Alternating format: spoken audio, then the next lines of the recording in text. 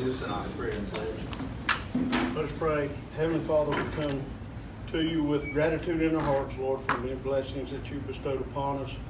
Father, we pray for your continued blessings on our school system, our students, teachers, and administrators, and all the glory will be given to you, Heavenly Father. Amen.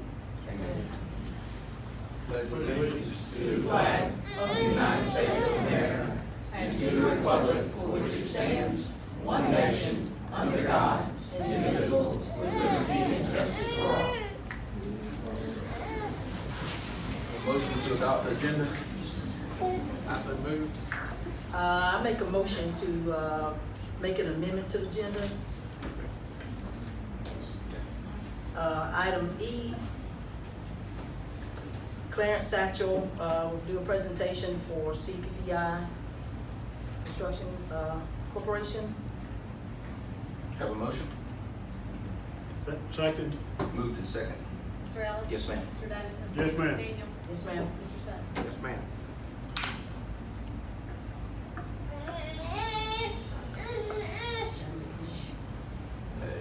Motion to approve the minutes from the August 28, 2018 meeting. So moved. Second. Moved and second. Mr. Ellis? Yes, ma'am. Mr. Dennison? Yes, ma'am. Ms. Daniel? Yes, ma'am. Mr. Sutton? Yes, ma'am. Discussion, information. Yes, sir. First item is the appointment of District 2 board member. You know, we've had some discussions and we did get direction from the Secretary of State's office to move forward with that appointment, and we're ready to move forward. We do need to take official action. Motion to approve Bruce Harris. Second. Motion, second. That's for District 2. Mr. Ellis? Yes, ma'am. Mr. Dennison? Yes, ma'am. Ms. Daniel? Yes, ma'am. Mr. Sutton? Yes, ma'am. Judge Thornton. Yes, and then Judge Thornton's been so kind to be here tonight and actually move forward with the swearing-in ceremony, so we'll pause for that. And again, I appreciate her. She's been working with us hard here last few months, and I appreciate her taking time out of her busy schedule to be here tonight. Mr. Harris, will come forward. I think Ms. Judge Thornton will take it from here. Raise your right hand and repeat after me. I, Bruce Harris, I, Bruce Harris, a citizen of Wayne County, citizen of Wayne County, and being an employee employed of Wayne County, in Wayne County, and the recipient of public funds recipient of public for funds, services rendered services rendered as such employee, as such employee, do hereby solemnly swear and affirm do hereby solemnly swear and affirm that I will support that I will support the the Constitution Constitution of the United States of the United and States, the Constitution of Georgia. the Constitution of Georgia. I do further solemnly swear or affirm I do further solemnly swear or affirm that I will truly and faithfully that I will truly and faithfully discharge discharge all the duties required all the duties required of me by law of me by law as a member of the Board of Education as a member of the Board of Education of Wayne County of Wayne County to the best of my to ability. the best of my ability. I do further swear or affirm I do further swear or affirm that I am not the holder that I am not the holder of any unaccounted for of any unaccounted for public money due the state public money due to the state or any political subdivision or any political or subdivision authority thereof, or authority thereof, that I am not the holder that I am not the holder of any office of trust of any office of trust under the government of the United States, under the government of the United States, nor of either of the several states, nor of either of the several states, nor of any foreign state, nor of any foreign states, and that I am otherwise qualified to hold said office that I am otherwise qualified to hold said office according to the Constitution according to the Constitution and the laws of Georgia, and the laws of Georgia, and that I will support and that I will support the Constitution of the United States the Constitution of the United States and of the state, and of this state, and that I have met and that I have met the residency requirements of this office. the residency requirements of this office. So help me God. So help me God. Thank you.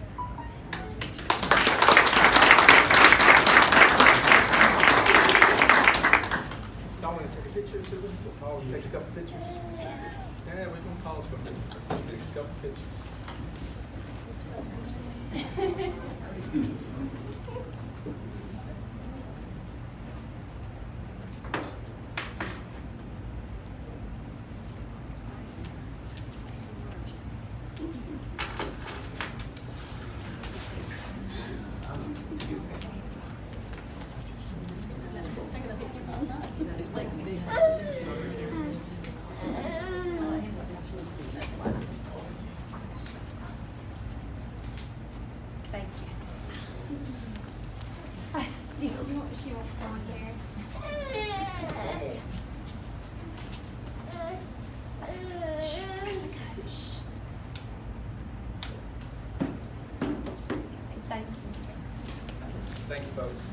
Mr. Harris, come on in. Come on in.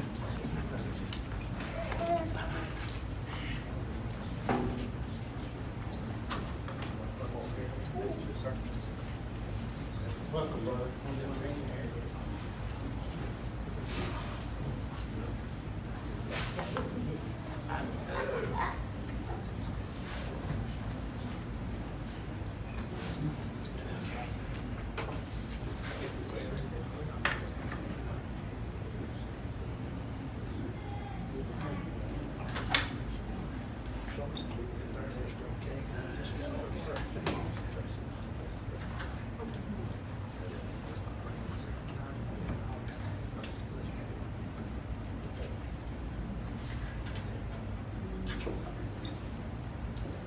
Mr. Harris, welcome aboard. Appreciate your, I've told him that many times already. I appreciate his willingness to go ahead and jump into deep water with us. We got a lot of work to do. This is a busy year. Good to see Mr. Pipkin here as well. And so we will move right on. Next item was our student advisory board. We just want to give you an update with that. That's something we began last year with the help of the high school administration. Mr. Ellis was very involved in that.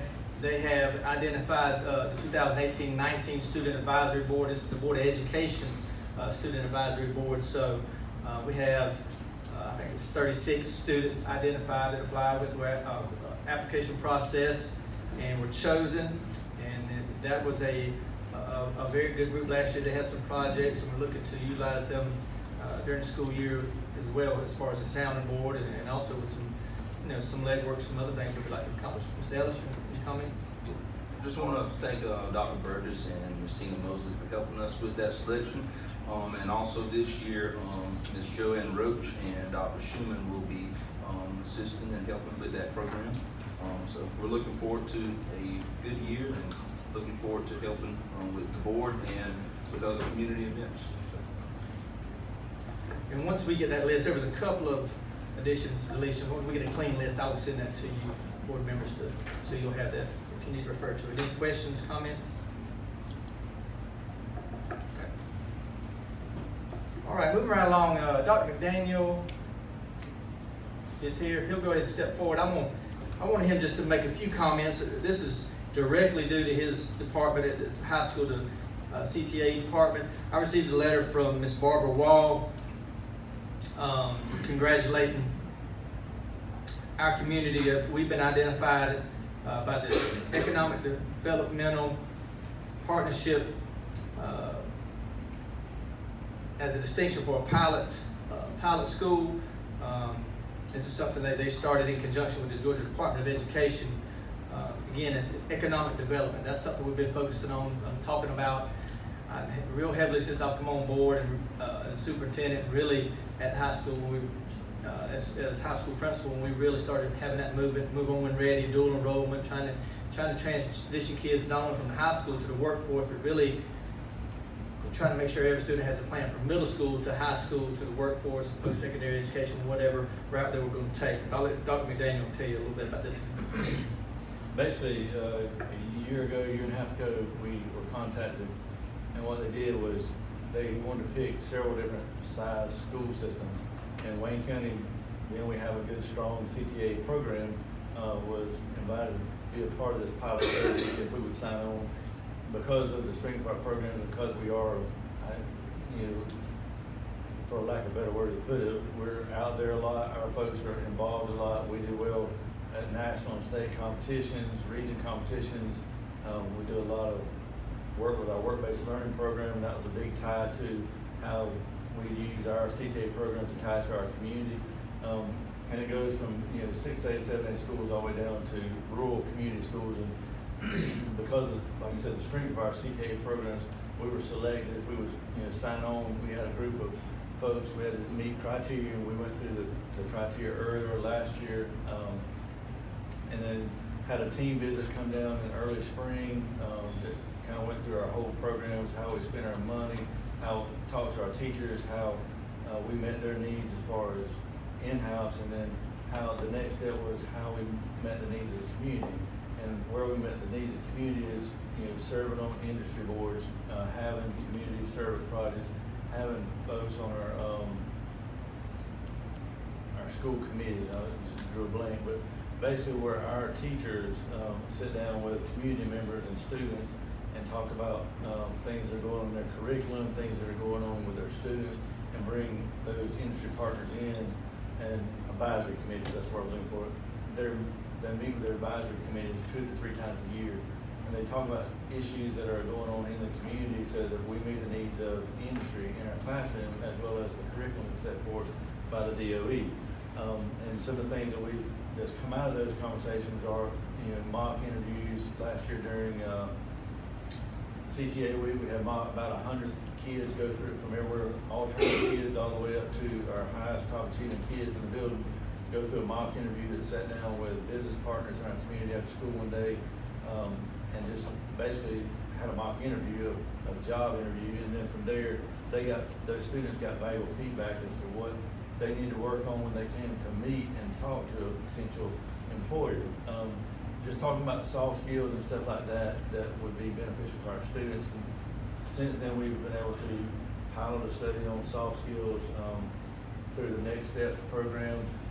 We also, when the team came down, we went through and met with some of our business partners that Ms. Beaver, our work-based learning person, chose that were kind of our strong partners that she had ties with, and went through and talked. They interviewed those people that own the businesses and talked about how our need, how we were meeting their needs, and how they were meeting our needs, and what our partnership looked like with our community.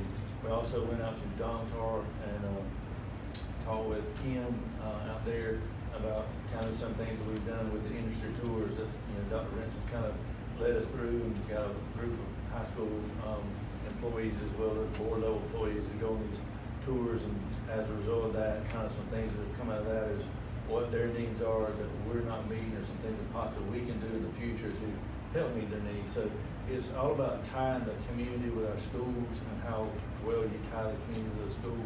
And when we got back, we got like a short little review from them before they gave us endorsement, but basically that from a rural standpoint, a rural school, we do an exceptional job of tying our school to our community and working together as a partnership to meet the needs of not only our students, but also as well as the community and the industry that we have in Wayne County. So that kind of in a nutshell is what we did, and a lot of it's testament to the hard work that our CTA teachers put in there every day. We've kind of grown ourselves and made a name for ourselves all over the state. So nothing that I've really done, but probably the hard work that our teachers put in and day out that they don't get enough recognition for. But just every chance I do brag them, because they are a hard working group. They make sure our kids are out there as much as they can in the public to make sure that we have those strong ties. And Ms. Beaver does a great job as well as securing those community ties with our industry. So that's kind of it in a nutshell. Anybody got any questions, I guess? Does it continue on this year? It's an endorsement. We got the endorsement from That pilot program, I mean, it'll spread this year. They've got a set of criteria that they've used to create through the pilot for all different size communities that or school systems they looked at. So they developed the first steps and the process that they'll use and what the criteria is based on Wayne County. I think Columbia County was one. Some of the Atlanta, there's one from Atlanta region, and a couple more that was mid-sized. It's all come through the DOE and the Economic Development Authority. Yeah. So the two of them have joined together. A lot of it's in and around Atlanta area, but it filters down. So they'll continue to have systems that go through that program to get that endorsement we've got. Yeah, I didn't describe that very well, Mr. Sutton. This is just an award, basically, just a distinction by the Economic Development Developers Association for the state of Georgia, in partnership with the Georgia Department of Education. They started this just and decided they're just, I guess, measuring how well school systems are doing in the economic development area in their respective communities, and Wayne County's been, meets the criteria that Dr. McDaniel was talking about. So this is something that's going to continue, and we hope we get that distinction again. They're going to be recognized September 21st, which is a Friday in Savannah, I believe. Can't say enough about Jody Ammons, Mr. Dale Keith, IDA, and Chamber of Commerce, with Dana Bennett coming on, they're really trying to make sure we're connecting the dots from the public education system here in Wayne County to our local employers. You know, manufacturing is kind of the first. We just started a lot of good conversations, the tools he mentioned, to try to, you know, connect the dots and get some of that training, you know, maybe even infuse some things in our curriculum where we can, that meets with our, you know, matches up with our standards that better serve our local employers. And Dale Keith was a part of those, when you said that, reminded me, he was interviewed as well as part of that process, and was an integral part of And I the think whole thing too. they're gonna try to attend that ceremony, that recognition ceremony as well. Thank you, Dr. McDaniel, appreciate your hard work. All right. Next item is school board governance training. I just wanted to, if you're ready to move forward, we can. It's just, we have to, just to remind you, new board members are required to annually, new board members are required to get 15 hours of training, and of course, I won't say old board members, but you experienced board members are required to get 9 hours, okay, with 3 of those being whole board governance, which includes me. And so that's really what I want you to consider identifying tonight. If not, we still have a few more weeks, but I need to identify the area for whole board governance. We won't have that training until spring, obviously until Mr. McPickney comes on board, but we do have to put in our, what they call our annual training plan, has to be submitted in October. And I sent you an email just trying to identify some of the areas. Advance said, Ma'am? advance said. Okay. I was just fixing to remind everyone, we are up for Advanced Ed Accreditation, SACS. And so they do have a session, and we've been very satisfied last really 5 years with the Georgia Leadership Associates group. And they do have a training, board roles and responsibilities with accreditation standards and statutes, which is, again, our visit from Advanced Ed will be scheduled to be, I believe, in March-ish. There's some question whether it may be pushed back.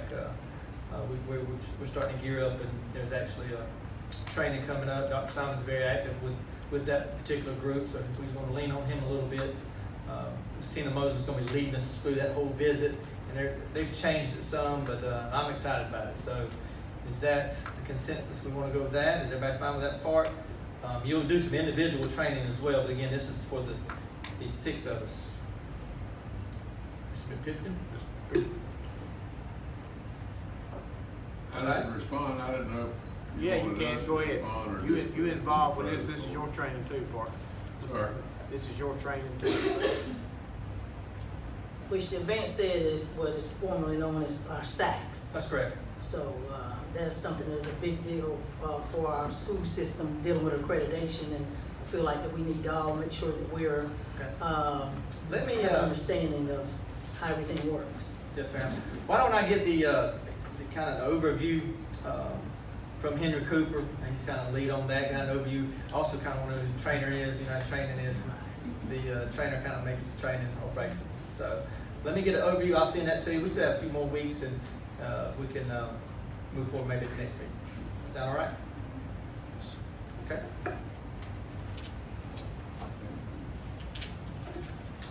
All right, this time I believe we have a presentation. Gentlemen, if you want to step forward, give Ms. Andrews a second to pull up your information. Thank you. We have some handouts, but I only have 5 because we got a new board.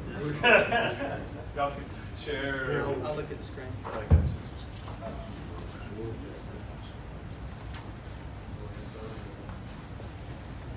Good evening, everyone. My name is Clarence Satchel. My name is Josh Mayberry. We're both with CPPI. We're a construction management general contractor firm. We're both based out of Savannah, Georgia. So we just would like to first thank the board and the superintendent for this opportunity to speak to you guys a little bit about who we are, what we do, and the partnership that we can bring to you guys on a school level. We're a construction company that solely does majority K through 12 schools. It's a big part of what we do on a day-to-day basis. We're in Liberty County right now doing some renovations at Bradwell Institute. That's the job that Clarence and I are currently on, and how we met Miss Sharon. So again, thank you. Just to kind of I'll give you a brief overview and let Clarence talk about kind of what we do on a day-to-day, but we've been around for about 50 years. We just celebrated our 50th anniversary this past February. So we've been around for quite some time. We've been in the Savannah market for close to 10 years. We're mainly based in Florida, and we have a satellite office in Roanoke, Virginia, so we're expanding. If you don't mind going down a little bit. This is just kind of give you a brief overview of our principals and some other locations and some different areas. So we are a regional general contractor that specializes in some education work mainly. So you kind of get, again, this is kind of what I've done. Some recent work we've done in this area. We've done some 2 works for the Chatham County School Board. We've done Alahope K-8 and Haven Elementary School, as well as some state work over at Georgia Southern and Savannah State. So most of those projects were in the 20 million pluses, but we're doing the renovation we're doing at Liberty County is about 5 million. So again, this kind of overview. The picture down at the bottom is the Alahope School that we did in Savannah. So we're just within the work that we've done the past couple of years within 23 school districts. We've done schools, over time. And now I'll let Clarence speak a little bit about himself. All right, so with a little over 15 years of experience, I'm a superintendent for CPPI. I'm the boots on the ground, typically on the job site. I spend a lot of time making sure that the contractors are doing what's supposed to happen and actually building the building that needs to be constructed per the architect and school board. I've had the experience over the years and the joy of actually being involved not only in the construction field, but also in the community involvement side. And we'll talk a little bit about that later on. So what Clarence is great, and as Ms. Sherry could probably attest, is that he goes out in front of us. So we're friends with Mr. Gilbert now, the principal over at Bradwell. So I mean, Clarence is being modest. He's out there with the drum bands and on the in the evenings drumming with the guys. So I mean, he's a great asset to our team, and I'll say one of my best friends. So I mean, it's a great opportunity to have Clarence with it. And my name is Josh. I'm a senior project manager with CPPI, and again, I'm more of the management side, the budgets, the schedule, dealing with the architect from that perspective. So that's what we do as a team. So Clarence and I have actually done the schools in the key experience area. We've done all 4 of those schools together, from the higher education to the school board, as well as Bradwell now. The rest of the jobs, if you keep kind of scroll down, if you don't mind, please. Just kind of give you an idea of what we've done in the past. That's Haven Elementary in Savannah, Chatham County. It would end up being about 93,000 brand new school. Some of the key components there is what we like to do is we do try to push local participation. We did over 75% of the dollars spent on that project were in our local Savannah, Chatham County schools, our school area. And then Savannah, Chatham really pushes a lot of a minority participation. So it's a big opportunity for the local minority women or minority companies to get opportunities with it. We did over 30% of the contract spent with those individuals. So it's a big opportunity for us and other local smaller companies, which actually is fun. We were actually bringing a couple of those companies that we work with at these 2 projects in Savannah to Bradwell. We have our demo contractor who is cool to hear that if it wasn't for some of the jobs he worked, he wouldn't be in business today. So we try to partnership with all our subs, as well as our school boards, and that's what we'll talk a little bit about. That's Alahope. That's also in Savannah, Chatham County. So to give you an idea, that project's in St. Johns County, which is in Florida. It's a larger school project, and then some more middle schools and some other. And those are various renovations, new schools. So that's kind of what we do in our overall. That's a large high school we did several years ago. Nola High School. You can keep going. Those are big jobs. I want to show you that. Tell you a little bit more about some of the renovations. Like we do everything from continuing contracts with some of our partners, where we'll do a small build out for $100,000, and we have the capacity to do from small to large. If you don't mind on the bottom slide, these are just, and we could send this to guys. I know we're all busy, so we keep going. So this is a big part of what we think sets ourselves up for different for different contractors, and obviously we're a huge advocate of the community we work in. As you can see, we're in partnership with various different organizations. We are a key Girls on the Run, which is a community in Savannah that helps girls throughout their, so we're a big sponsorship. They help them after school programs and help them approve. But to workplace development and career, Clarence and I, you can see some of these pictures, we loved the opportunity to go into these schools and talk about the construction field, because a lot of people think construction is just digging ditches, and there's more to it. You can make $25 an hour being an electrician, and you don't have to have a college education. So what we like to do is we try to go into the community, into the high schools and the grade schools, and get them excited about construction, and then also give them tours of the projects we go through and other things like that, to see there is an opportunity in the construction field. And that's something that we try to bring to all. We've done that at Bradwell already. We do those with the schools that we work with. So we want to be more than just a contractor. We want to be a part of the community and part of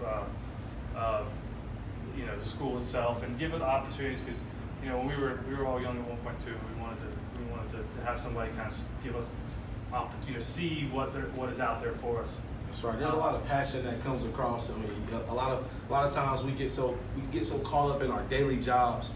It was great to actually hear that there's a huge career program to where you're helping the students move on to that next and transition to that next process. And I think that's something that's lost in a lot of areas. So this is a huge part of not only our daily job, but it's a part of our lifestyle. I'm very passionate about giving it back. I love helping the students. It's one of the things that I thrive on, not just for personal use, but because of the kids. I mean, it's being able to see those kids make it to the next level and become a bigger success story than I am, or that any of the other trade partners that we have. I was one of those kids who worked at a labor company who didn't really have the access to these larger companies, and was given the opportunity to show that I could do it and step out and make it. And we've been able to make some huge changes, been able to build a lot of buildings across the United States, and excited about being able to open our doors and hopefully your doors to possible opportunities in the future. We know that there's going to be some new advancements coming this way, and we want to be able to be a part of that team if at all possible. We greatly appreciate you all for allowing us to come out today, and we look forward to making some huge moves in this area. At this point, we would love to be involved with the career technology and the transitional parts, and if we could come into the school and help doing some of that stuff, we'd love to be a part of that as well. Thank you so very much for this opportunity, and if there's any questions or if you would like any more information, I'd love to answer that or talk to you. But thank you so very much. Can't thank you all enough for Thank you. talking. Thank you. Awesome. Thank you, gentlemen. Thank you.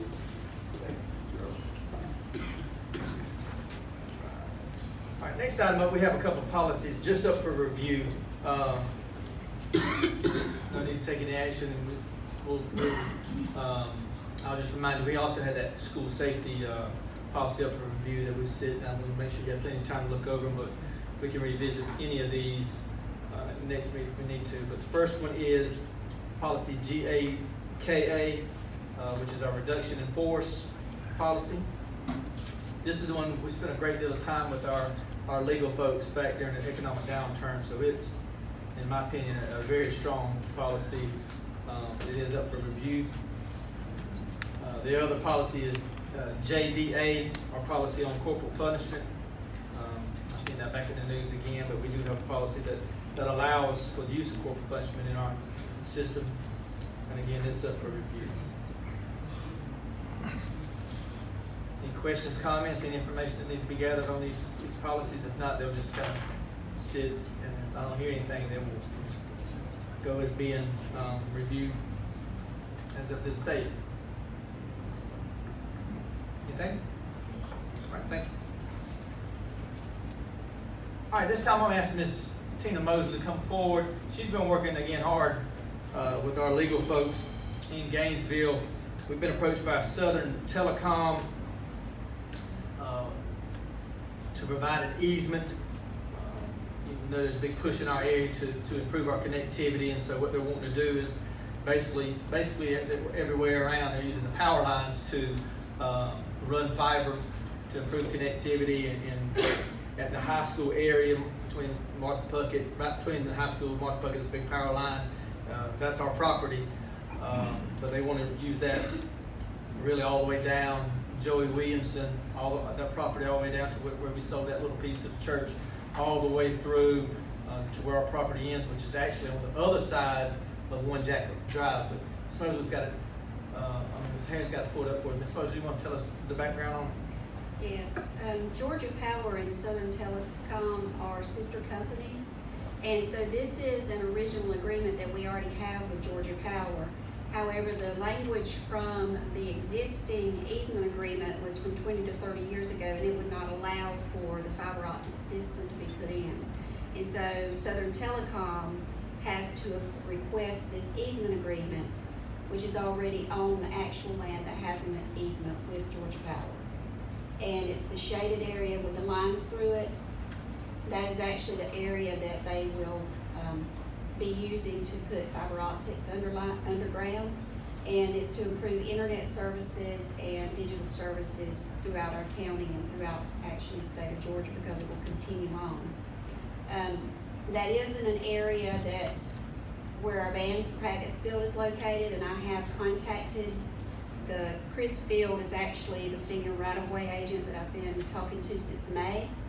And he has said that he would work with us, and he has put that in writing for us, that they would not disrupt the band practice. It would be during a time when the band students would not be using that area. And all this work is going to be underground, so eventually it'll be smoothed back over, grass over, like nothing even ever happened. Right, they said it would look exactly like they found it once they were finished. But they do have an easement agreement, and when they first sent the easement agreement, it had some very exclusive language, and I sent the information to our attorney. He had them reword it so that it's not exclusively for Southern Telecom.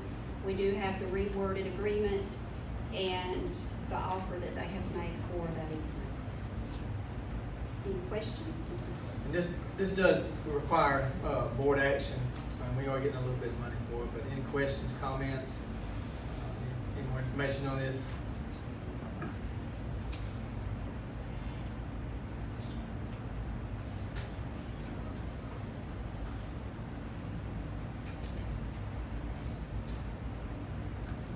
You looking for action tonight? Yes, sir. The board's ready. We do need action for them to move forward. We have, Ms. Mosley's been very thorough with our legal, as she should. Again, they thought the wording, whatever, 25, 30 years ago when this property was built was suffice, but as we see, it did not. So that's the reason we're back here again tonight discussing it. Georgia Power already has this easement, and Southern Just didn't Telecom cover is this. a part of Georgia Power. But they need our permission to be able to do this easement, because our easement agreement's from 20 years ago.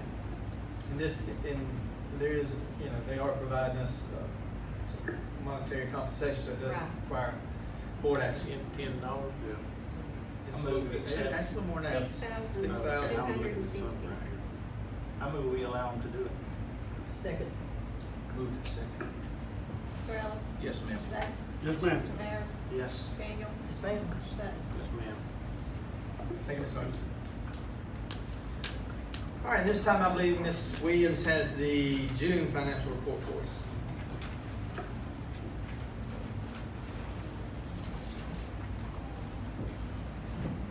Good evening.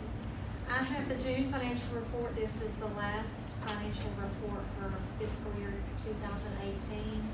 And as you know, it takes a few months to close out the books and get all the entries made. And so that's why you're just now reviewing it. But I want to go in a little bit more detail with this one. So bear with me, please, as we go through these numbers, because this does represent where we ended up at the end of the fiscal year. So on the first page, you see that we had a total operating cash balance of $5.3 million at the end of June. And the bottom section of that page represents the breakdown of all of our local ad valorem taxes. And keep in mind that we did receive $1.6 million in FLIPA taxes during FY18. The next page is our general fund balance sheet. And if you look at the bottom, the current year fund balance, you'll see that we reduced our fund balance by $2.8 million.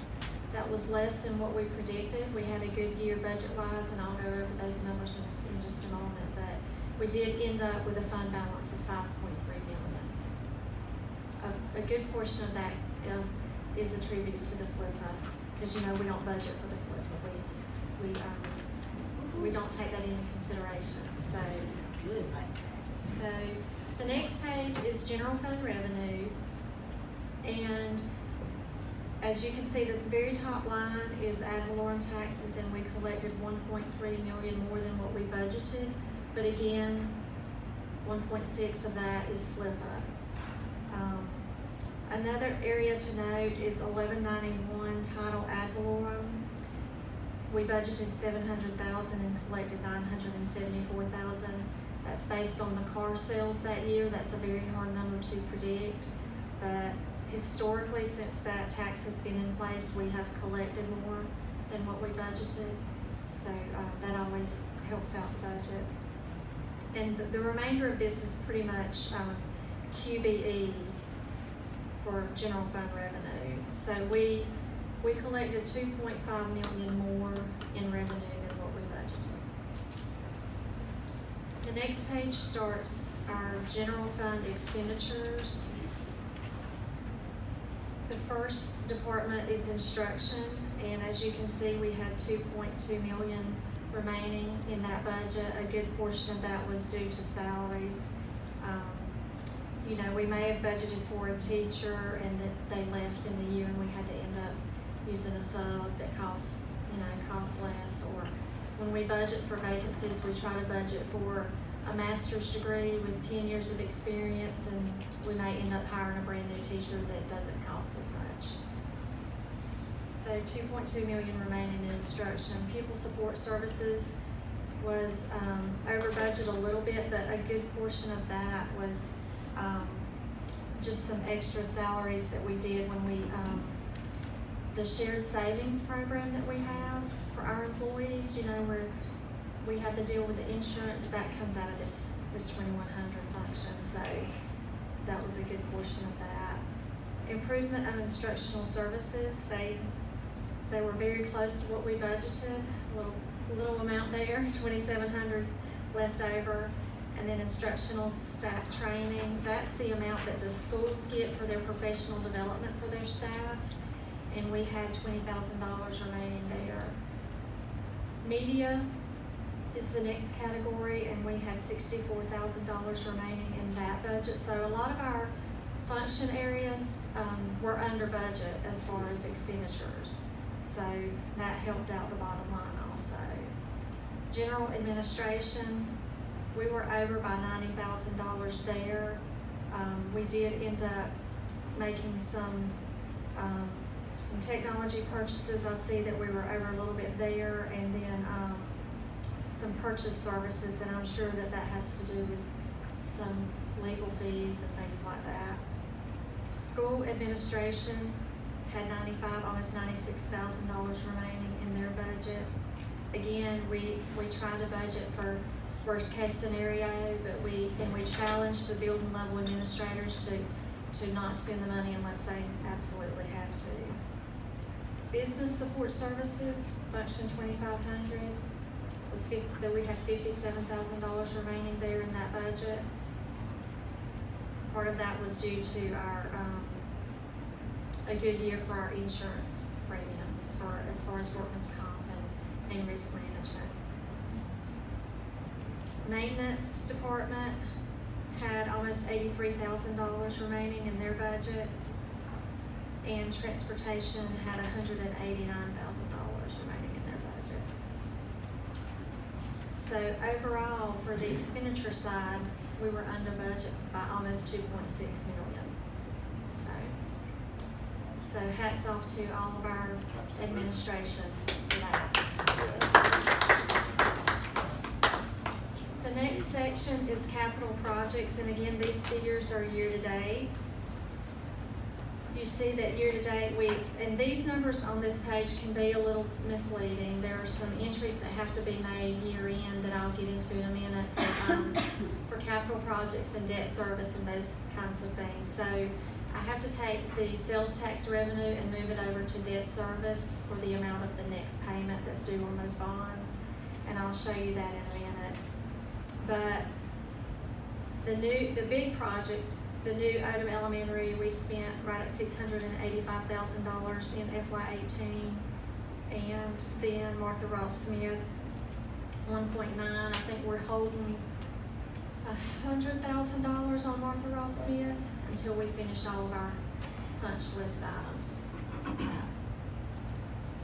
The next page is federal funds and pre-K, and those all zero out at the end of the year. So whatever we spend, that's always on a reimbursable basis. So whatever we spend in Title I, Title II, Title III, we get reimbursed for that. So the revenues and the expenditures for all of those grants always match at the end of the year. Those do not have a fund balance. The next page is school food service, and they ended up in the black for the year. They were right at $109,000. Yeah, and they had some bad months because of the hurricanes and weather days and things like that, so they really picked up and made a difference at the end of the year. Their summer feeding program helps a good bit with that. And then page 15 is just a little more detail of school food service expenditures. Page 16 is our debt service, and that's the amount that I was saying earlier that I have to transfer the sales tax money to cover the next bond payment for the principal and the interest. So that's what that 3.8 million represents. So we have the money already available to make the next payment. Ms. Williams, when will that last payment be made? The last payment will be made in September of 2019. Thank you. And that payment that you see there has already been made. This is as of June the 30th, but we've already made that payment, so. And then page 17, this is our fixed assets, and this is just all of our land, buildings, and equipment that have a value of $5,000 or more, and the associated depreciation with those assets. So we have $74 million worth of assets in our school district. And the last page is just representing that long-term debt, and that's the amount as of June the 30th that the balance of those bonds, again, 3.8 million of that has already been paid. So this report will be posted on our website tomorrow. Basically, one more payment. We have an interest payment in March and then another principal payment. We pay one interest payment every 6 months and then a principal and an interest payment every 6 months. So March and September. I just want to thank you, Tony, for your leadership and guidance as our Chief Financial Officer that has led us to where we are financially. It is a big relief to know that, we have done a very good job in a trying time, with the finances we've had, but it is directly because of your leadership and guidance. Thank you. I give the principals a hard time and I tell them no a lot. So, but they understand that we're just trying to look out.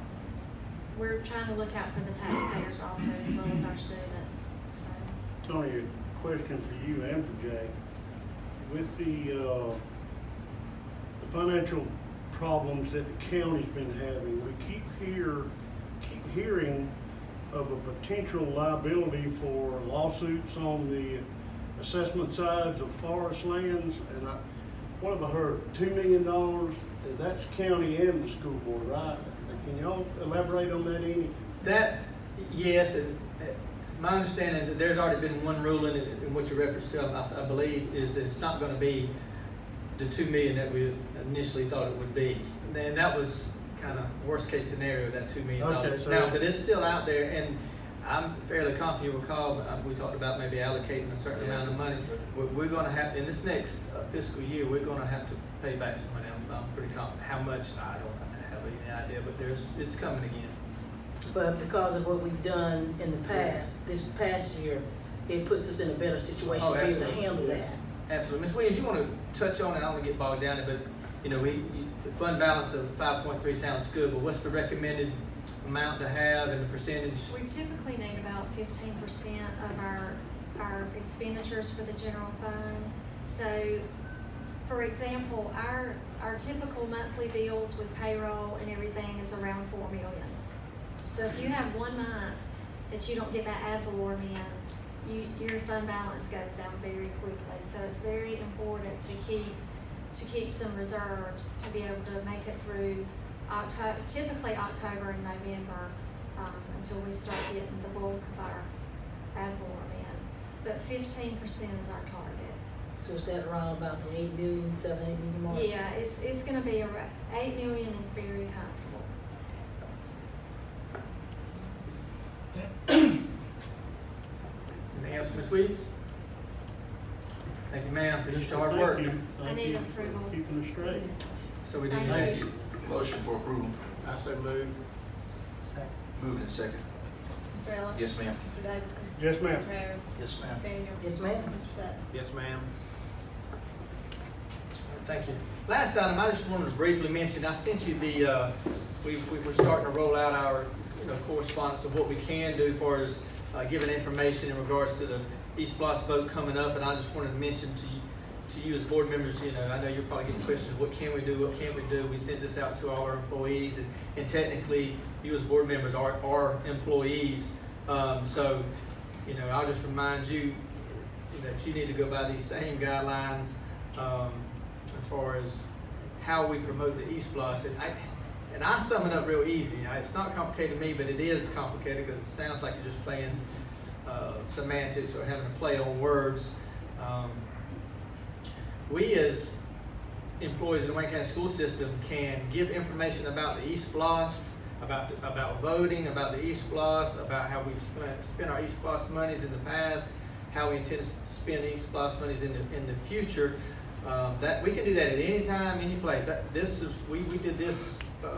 Some of these information brochures that we're passing out now, we did those with school board monies and resources. What we can't do is utilize any school board resources to promote, try to encourage someone to vote a certain way, to vote yes or no, or use our influence as far as being a board member or a high-ranking police officer, law enforcement, or whatever. You can't use any of your influence on folks on how they vote. Okay, and that's easily confused. I worry about paralyzing our teachers, and we had a meeting with principals and gave them this information early and tried to tell them to spend a little time with employees that they can talk about the East Bluffs at school, and really they can talk about East Bluffs, how they want people to vote outside of the school day. Okay, but they need to make sure they're representing themselves as an individual. They really should. It's not appropriate for them to even represent themselves as a teacher outside. They need to say, "This is my personal opinion," and they can give that. It's, free speech is still alive and well, but we just need to be careful that we're following all the guidelines. And this is, the ethics laws that govern elections. But we can give out information all the time. Me and Ms. Williams, I think we got 5 or 6 speaking engagements lined up this afternoon. Trying to get ready to get good information out there, and I'm confident as long as we get good information to individuals, they'll make a wise decision, and however they vote is however they vote. That's America. They vote how they vote. It does concern me if people get bad information, so we all need to pull up our bootstraps and get good information out there. And we have some things in the works. The Children's First Committee has a meeting scheduled coming up soon, and so they're going to run point on this to kind of, they can encourage people to vote how they want to. They don't have the restrictions that we do. So we'll certainly make sure they have the good information. But any questions on that? Any concerns? Any things you're not sure what you can do or can't do? I mean, it's in that brochure. In summary, Jay, we can speak as a citizen, but not as a board member. Yes, but you need to be very careful. I don't know how, because in your, I'm not being snide, because I don't know how you take your board member hat off. And so it's all about perception. So if you're going to speak your personal opinion, you need to be very clear that this is Ray Davis speaking. I'm not speaking as a board member, but I am a taxpayer, and that's appropriate. You can speak as a taxpayer, a community member, but you need to make sure you're differentiating and making clear to folks when you say that. That would be my recommendation to you. Because we don't. So basically, someone asked me, Ms. Sharon, can you explain to me about the 1% sales tax? Or we being, actually, I had this happen today. why are you raising taxes? And say, well, the millage rate stayed the same. I said, we are, getting ready to vote on the E-Splosh, but that too is already, it's staying the same. It's not a new tax. So and that's basically what I answered. That's perfectly appropriate. Now, that's giving them factual information. We can do that all day long, every day. And it's certainly fine to share that the only other source of revenue we have is millage. And so, and those numbers, you can give them those numbers. A mill is about $700,000. So if you do the math on that, only can raise it 2 mills. That's only $1.5 million a year. That's the only other option that we'd have if we were to pursue any of these projects. That's all appropriate. That's factual information. I guess avoid saying vote yes. That's the no-no. I guess. That's what I took from it. Avoid saying yes. That's it. Again, trying to encourage someone to vote a certain way is inappropriate and a violation. It can cause us problems, and we certainly don't want that. We want to get this thing passed the right way, and I think we will. I just want to comment on the E-Splosh. Certainly have been contacted by the Children's First Committee. They have a few people that will be helping with them that we've gotten from school councils and people from different parts of the community. And what they're working on is trying to get somebody from every community: Garda, Odom, Scriven, East Jessup, West Jessup. And so they're working very hard to do that. If y'all have somebody in mind, please let me know that you want me to send to them so they can contact them to be a part of it. Also been contacted by a couple of the county commissioners. They have sent some apologies in reference to everything that's going on, but they have said that they're committed to helping us advertise, and they're willing to help us try to get this passed. Let y'all know that. And I've had some of those same conversations with a couple of commissioners for our support, and I'll just echo what Mr. Ellis said. I appreciate you bringing that up. That if you come across anybody in your constituents, anybody in your area, or just circle of friends that wants to be active in being part of that committee, they do have a meeting coming up, and they're looking for folks. The more the merrier is what I heard from Ms. Jody Ammons and Brian Griffiths, who were kind of, I guess we left our meeting kind of as co-chairs. I don't know if they're co-chairs until the first meeting. I guess I don't think they'll see who wants to. Well, I do have a question. If they design and issue the vote yes signs, am I allowed to put one in my yard? No, ma'am. You need to stay away from that part. No, that's the reason why I asked. It would be my recommendation. Again, technically, could you? But then then you're gonna have to ask the question: are you representing yourself as a board member, or? And I don't know how you take your board member hat off. I would recommend not trying to stay clear of some of that stuff. I think you're just opening yourself up. Good question, though. Just want to be safe. I'm glad you asked that because I wanted to get me a sign. I did. I was going to get a sign for each side. Yeah. I had to keep the toe banner on the ground, huh? Yeah. What's the style right now? You can fly around with the sign on your car. I would have rode around with it for 2 minutes. But any questions that come up, folks, any questions that come up, please ask them. A text, call away, and if I don't know it, I'll find out. We have some good legal folks that have been through this. This is a common thing. There's a reason why every school system in the state has an ongoing E-Splosh, and so they have a way to get good information out there. That's all I have. Move into executive session to discuss or deliberate upon the appointment, employment, compensation, hiring, disciplinary action, or dismissal, or periodic evaluation of rating of a public officer, or to interview applicants for the position of superintendent. Motion for executive session. So moved. Second. Moved and second. Mr. Ellis? Yes, ma'am. Mr. Davidson? Yes, ma'am. Mr. Harris? Yes, ma'am. Ms. Daniels? Yes, ma'am. Mr. Sutton? Yes, ma'am.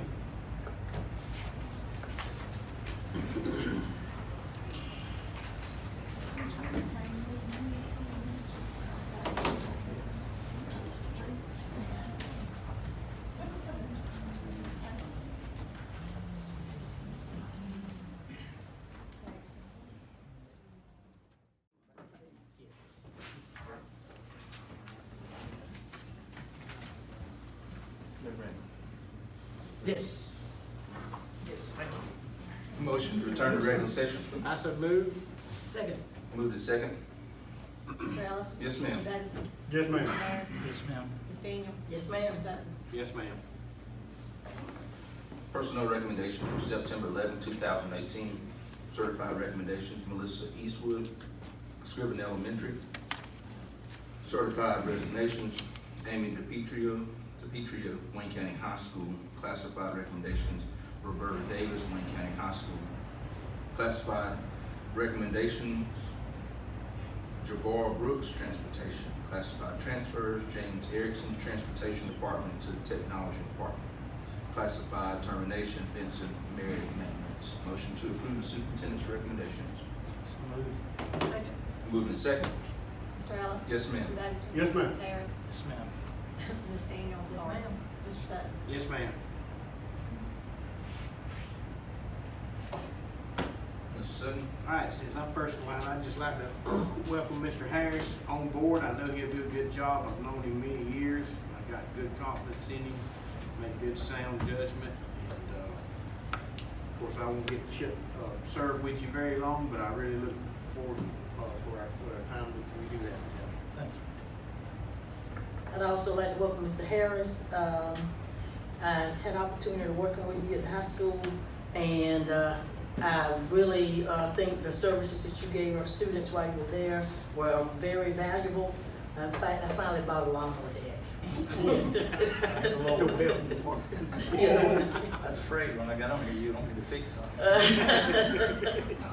And I'd like to thank our old faithfuls for sticking around, Mr. Hutchison and our city commissioner, Shirlene Armstrong.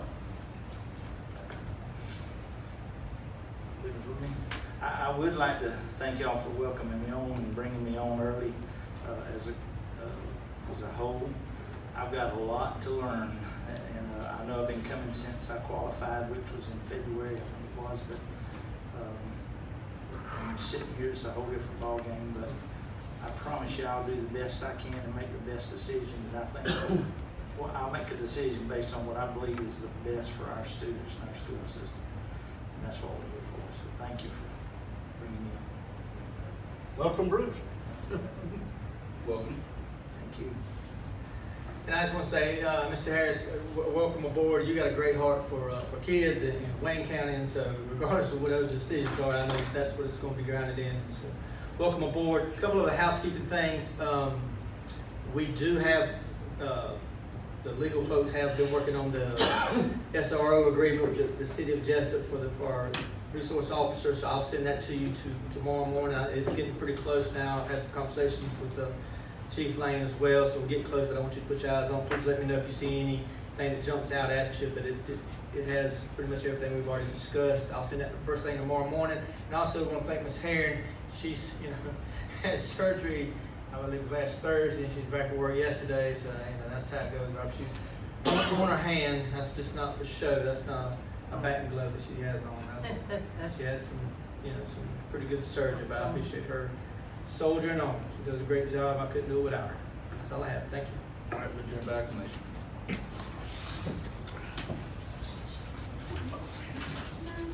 Thank you, folks. Friday, girl. Y'all next time. Friday. On Friday night. See you Friday. You're getting Friday Yeah, I'll night. be there on Friday. How you doing, Bob?